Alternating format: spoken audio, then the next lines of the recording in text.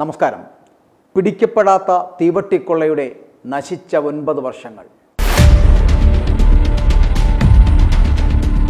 സംസ്ഥാന സർക്കാരിൻ്റെ 4ാം വാർഷിക ആഘോഷത്തിന് ഏപ്രിൽ 21-ന് കാസർകോട്ട് കാലിക്കടവ് മൈതാനത്ത് തുടക്കമാകുന്നു.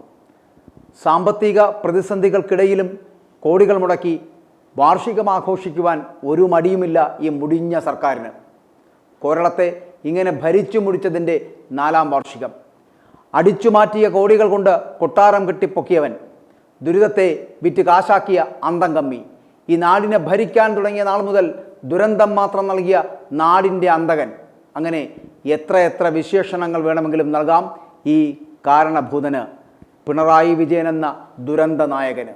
പൊരിവെയിലും കനത്ത മഴയുമേറ്റ് നടുറോഡിൽ ദാഹജലത്തിന് കേഴുന്ന ആശാവർക്കർമാരും, നാളത്തെ ഭാവി സ്വപ്നം കണ്ട് പോലീസിൻ്റെ കുപ്പായമിട്ട് സർക്കാരിനെ സേവിക്കാൻ കച്ചകെട്ടി കാത്തുനിന്ന ഉദ്യോഗാർത്ഥികളും, പിന്നെ ഒരു നേരത്തെ അന്നത്തിന് കരയുന്ന പട്ടിണിപ്പാവങ്ങളും, സർക്കാരിൻ്റെ കനിവിനായി കാത്തുകിടക്കുന്ന നിരാലംബരും നിരാശ്രയരും നിസ്സഹായരുമായ ലക്ഷക്കണക്കിന് ജനങ്ങളുടെ കണ്ണുനീര് കാണാത്ത ഒരു സർക്കാരാണ് ഇതാ ഇപ്പോൾ ഇവിടെ 4ാം വാർഷികം ആഘോഷിക്കാൻ ഒരുങ്ങുന്നത് എന്നുള്ളതാണ്. ഏപ്രിൽ 21 മുതൽ മെയ് 30 വരെയുള്ള വിപുലമായ പരിപാടികൾ. എല്ലാ ജില്ലകളിലും മുഖ്യമന്ത്രി തന്നെ നേരിട്ടെത്തുന്ന പങ്കെടുക്കുന്ന ജില്ലാതല മേഖലാതല യോഗങ്ങൾ. ജില്ലാതല യോഗങ്ങൾ 21-ന് കാസർകോട്ടും, 22-ന് വയനാടും, 24-ന് പത്തനംതിട്ടയിലും, 28-ന് ഇടുക്കിയിലും, 29-ന് കോട്ടയത്തും, മെയ് 5-ന് പാലക്കാട്ടും, 6-ന് ആലപ്പുഴയിലും, 7-ന് എറണാകുളത്തും, 9-ന് കണ്ണൂരും, 12-ന് മലപ്പുറത്തും, 13-ന് കോഴിക്കോടും, 14-ന് തൃശ്ശൂരും, 22-ന് കൊല്ലത്തും നടത്തി സമാപനം 23-ന് തിരുവനന്തപുരത്ത് നടത്തുന്നു. സർക്കാരിൻ്റെ 9 വർഷത്തെ വികസനക്ഷേമ പ്രവർത്തനങ്ങളും നേട്ടങ്ങളും പ്രദർശിപ്പിക്കുന്നതിന് വിപുലമായിട്ടുള്ള സംവിധാനങ്ങൾ അടക്കം ഒരുക്കിയിട്ടുണ്ട്. കുടുംബശ്രീ ഉൾപ്പെടെയുള്ളവരുടെ ഫുഡ് കോർട്ടുകളടക്കം, കലാപരിപാടികളടക്കം, പുസ്തകമേളകളടക്കം, കാർഷിക പ്രദർശനങ്ങളടക്കം, ഇൻസ്റ്റലേഷൻ അടക്കം, KSFDCയുടെ മിനി തിയേറ്ററും കലാകാരന്മാരുടെ ലൈവ് ഡെമോൺസ്ട്രേഷൻ അടക്കം ഒരുക്കുന്ന വലിയ പരിപാടി. വ്യത്യസ്ത വകുപ്പുകൾ സംഘടിപ്പിക്കുന്ന സംസ്ഥാനതല യോഗങ്ങൾ ആ പരിപാടിയുടെ ഭാഗമായിട്ട് നടത്തുവാനും തീരുമാനിച്ചിരിക്കുന്നു. യുവജനക്ഷേമ വകുപ്പ് മെയ് 3-ന് യുവജനക്ഷേമത്തെക്കുറിച്ചും, കോഴിക്കോട് മെയ് 11-ന് പ്രൊഫഷണൽ വിദ്യാർത്ഥികളുമായുള്ള ചർച്ച ഉന്നത വിദ്യാഭ്യാസ വകുപ്പ് കോട്ടയത്തും, മെയ് 17-ന് പ്രൊഫഷണലുകളുമായിട്ടുള്ള ചർച്ച ശാസ്ത്ര സാങ്കേതിക വകുപ്പ് തിരുവനന്തപുരത്ത് നടത്തുന്നു. മെയ് 18-ന് പട്ടികജാതി പട്ടികവർഗ ക്ഷേമത്തെ അടിസ്ഥാനമാക്കിക്കൊണ്ട് പട്ടികജാതി പട്ടികവർഗ ക്ഷേമ വകുപ്പ് പാലക്കാട് ആ പരിപാടി അവതരിപ്പിക്കും. അങ്ങനെ മെയ് 19-ന് സാംസ്കാരിക മേഖലയെ അടിസ്ഥാനമാക്കി സാംസ്കാരിക വകുപ്പ് തൃശ്ശൂരിലൊരു പരിപാടി ആരംഭിക്കും. മെയ് 27-ന് വനിതാ വികസനത്തെ അടിസ്ഥാനമാക്കിക്കൊണ്ട് വനിതാ വികസന വകുപ്പ് എറണാകുളത്തും യോഗങ്ങൾ സംഘടിപ്പിക്കുന്നു. വിപുലമായ ചടങ്ങുകൾ. അപ്പോൾ ഈ യോഗങ്ങളൊക്കെ എന്തിനാണ് എന്ന് ആർക്കും തന്നെ അറിയില്ല. ഇവർ ഈ പറയുന്ന യുവാക്കൾക്കും വിദ്യാർത്ഥികൾക്കും പട്ടികജാതി പട്ടികവർഗ വിഭാഗത്തിനും വനിതകൾക്കും ആർക്കും തന്നെ അറിയില്ല എന്തിനാണ് ഈ യോഗമെന്ന്. കുറേ വീരകഥകൾ പറഞ്ഞ് മരിച്ചാലും ചതി മനസ്സിലാകാത്ത പാർട്ടി അനുഭാവികൾക്ക് മുന്നിൽ വീരസ്യം വിളമ്പി കുറെ കോടികൾ മുടക്കാൻ മറ്റൊരു മാമാങ്കം കൂടി നടത്തി. അതാണ് ഈ 4ാം വാർഷികം. എന്നിട്ട് കുറെ അന്തംകമ്മികളെ നിരത്തിയിരുത്തി പിണറായിക്കും മരുമകനും ഇങ്ങനെ വായ്ത്താരികൾ പാടാനും പുകഴ്ത്തുഗാനങ്ങൾ പാടി തിരുവാതിര കളിപ്പിച്ച് ഇരട്ടച്ചങ്ങനെ ഇരുത്തി കോൾമയിർ കൊള്ളിപ്പിക്കുവാനും വേണ്ടിയിട്ട് ധൂർത്തിൻ്റെ മറ്റൊരാഘോഷരാവ് ഒരുക്കുന്നു. അതാണ് ഇതാ ഈ 4ാം വാർഷികം 2ാം വട്ടം. നേട്ടത്തിൻ്റെ എന്ത് പട്ടികയാണ് ഇവർക്ക് നിരത്താനുള്ളത് എന്നുള്ളതാണ്. കഴിഞ്ഞ 9 വർഷമായി ജനങ്ങളെ കൊന്നു തിന്നുന്നതാണോ ഈ സർക്കാരിൻ്റെ നേട്ടം? കുതിച്ചുയരുന്ന വിലവർധനയെ പിടിച്ചു നിർത്താൻ കഴിയാത്തതാണോ ഈ സർക്കാരിൻ്റെ നേട്ടമെന്ന് പറയപ്പെടുന്നത്? ജനം തെരുവിൽ വിശന്നു വലയുമ്പോഴും അവരുടെ വേദന കാണാൻ കഴിയാത്തതാണ് ഇവരുടെ നേട്ടമെന്ന് പറയപ്പെടുന്നത്. കാരണം ഇവർ അവരുടെ കാര്യങ്ങളിൽ ഒരു കുറവും വരുത്തുന്നില്ല. സ്വന്തം കാര്യത്തിൽ മുഖ്യമന്ത്രിയുടെ ക്ലിഫ് ഹൗസിലെ നീന്തൽക്കുളത്തിനാണ് സത്യത്തിൽ ആ ഭാഗ്യം മുഴുവനും കിട്ടിയത്. സാമ്പത്തിക പ്രതിസന്ധികൾക്കിടയിലും മുഖ്യമന്ത്രിയുടെ ഔദ്യോഗിക വസതിയായിട്ടുള്ള ക്ലിഫ് ഹൗസിലെ നീന്തൽക്കുളത്തിന് വീണ്ടും പണം അനുവദിച്ച് നൽകിയിരിക്കുകയാണ് ഈ സർക്കാർ. എന്തിനു വേണ്ടിയിട്ടാണ്? ടൂറിസം വകുപ്പാണ് ഈ നീന്തൽക്കുളത്തിൻ്റെ 6ാം ഘട്ട പരിപാലനത്തിനായിട്ട് 4.5 ലക്ഷത്തിലധികം രൂപ ഇപ്പോൾ അനുവദിച്ചിരിക്കുന്നത്. പിണറായി വിജയൻ മുഖ്യമന്ത്രിയായതിനു ശേഷം ഔദ്യോഗിക വസതിയായിട്ടുള്ള ക്ലിഫ് ഹൗസിലെ നീന്തൽക്കുളം നവീകരിക്കുന്നതിനും പരിപാലിക്കുന്നതിനുമായിട്ട് 1/2 കോടിയോളം രൂപ ഇതിനകം തന്നെ ചിലവിട്ടത്. ഇതിൻ്റെ വാർഷിക പരിപാലനം നടത്തുന്നത് ഊരാളുങ്കൽ സൊസൈറ്റിയാണെന്നുള്ള പ്രത്യേകത കൂടി ഇതിനുണ്ട് കേട്ടോ.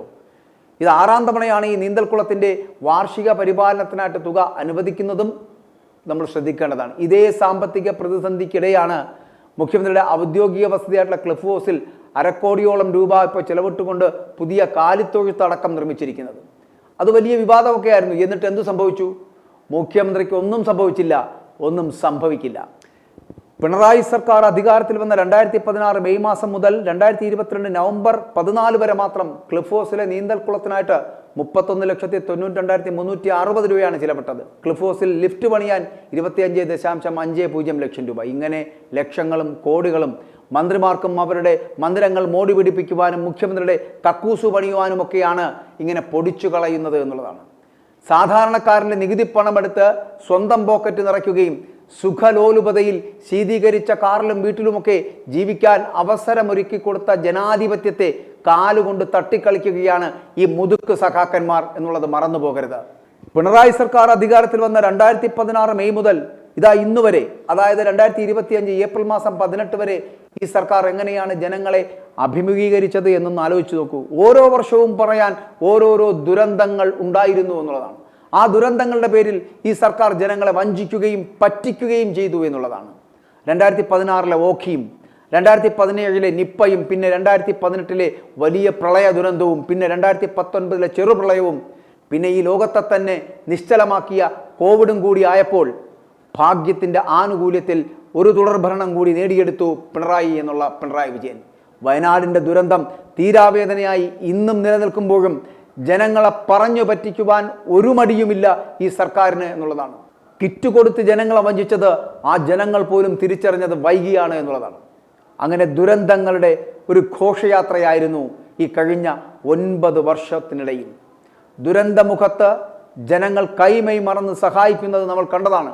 കേന്ദ്ര സർക്കാരും അവരുടെ ഒരു കൈസഹായം കേരളത്തിന് വേണ്ടി ചെയ്തു. എന്നിട്ടും പ്രളയകാലത്ത് വീട് നഷ്ടപ്പെട്ടവർക്ക് ഇതുവരെ വീടായിട്ടില്ലാതെ സ്കൂൾ വരാന്തയിൽ കഴിയുന്ന ഒട്ടനവധി കുടുംബങ്ങൾ ഇന്നുമുണ്ട് എന്നുള്ളതാണ്. അത് ഓഖിയിലും നിപ്പയിലുമൊക്കെ ദുരന്തങ്ങളിൽ നിന്ന് കോടികൾ അടിച്ചുമാറ്റി പാർട്ടി പരിപാടികളും വാർഷികാഘോഷങ്ങളും നടത്തി സ്വയം എല്ലാത്തിൻ്റെയും കാരണഭൂതൻ താൻ മാത്രമാണ് എന്ന് പ്രഖ്യാപിക്കുന്ന സ്വയം പ്രഖ്യാപിത ആൾ ദൈവമായി മാറിയിരിക്കുകയാണ് സഖാവ് പിണറായി വിജയൻ. അതുകൊണ്ട് ജനങ്ങളുടെ വേദന അല്ല, മറിച്ച് തൻ്റെ അധികാരവും പണവും നിലനിർത്തുക മാത്രം ലക്ഷ്യം വെക്കുന്ന ഒരു പ്രസ്ഥാനമായി കമ്മ്യൂണിസ്റ്റ് മാർക്സിസ്റ്റ് പാർട്ടിയും ഒപ്പം തന്നെ പിണറായിയുടെ ഈ സർക്കാരും മാറിക്കഴിഞ്ഞു എന്ന് പറയേണ്ടിയിരിക്കുന്നു. അതുകൊണ്ട് തന്നെ കുറേ കാലം കൂടി ഈ അമ്മായിയപ്പനും മരുമകനും ഇങ്ങനെ കോടികളൊക്കെ വെട്ടിച്ചും അടിച്ചു മാറ്റിയുമൊക്കെ ഈ ഭരണത്തിൻ്റെ തണലിൽ തന്നെ പാർട്ടിയുടെ പേര് പറഞ്ഞും അണികളെ പറഞ്ഞു പറ്റിച്ചും മുന്നോട്ട് പോവുക തന്നെ ചെയ്യും. കാരണം ഇവർ പറയുന്നത് കേട്ട് അനുസരണയുള്ള നായ്ക്കളായി ഈ അന്തം കമ്മികൾ കൂടെ ഉണ്ടാകുമെന്നുള്ള വിശ്വാസത്തിൽ തന്നെയാണ് ആ അമ്മായിയപ്പനും മരുമകനും. ചിരിക്കാനറിയാത്ത മുഖം മാത്രമല്ല, കരയുന്നവൻ്റെ വേദന കാണുവാനുള്ള മനസ്സുമില്ലാത്ത നേതാവാണ് താനെന്ന് ഒരിക്കൽ കൂടി തെളിയിക്കുകയാണ് പിണറായി വിജയൻ. അങ്ങനെ നാശോന്മുഖമായിട്ടുള്ള 9 വർഷങ്ങൾക്ക് ഇങ്ങനെ തിരികൊളുത്തി മുന്നോട്ട് പോകുന്ന പിണറായി വിജയൻ ഇതാ തുടർഭരണത്തിൻ്റെ 4ാം വർഷം ആഘോഷിക്കുവാനെത്തുമ്പോൾ വീണ്ടും കോടികൾ പൊടിച്ചു കളയുകയാണ്. ആ കോടികൾ പൊടിച്ചു കളയുന്ന ഈ പിണറായി വിജയൻ അറിയില്ല ഇത് ഇവിടുത്തെ പാവപ്പെട്ടവൻ്റെ നികുതി പണമാണ് എന്ന്. ആ നികുതി പണത്തിൽ ലക്ഷങ്ങൾ അടിച്ചു മാറ്റുകയും അതിനകത്ത് തീവട്ടിക്കൊള്ള നടത്തുകയും ചെയ്യുന്ന ഈ അമ്മായിയപ്പനും മരുമകനും ഇനിയും എത്ര നാൾ കൂടി ഈ കേരളത്തെ കട്ടുമുടിക്കുമെന്ന് കണ്ടറിയേണ്ടതുണ്ട്. i2i News, an eye for truth.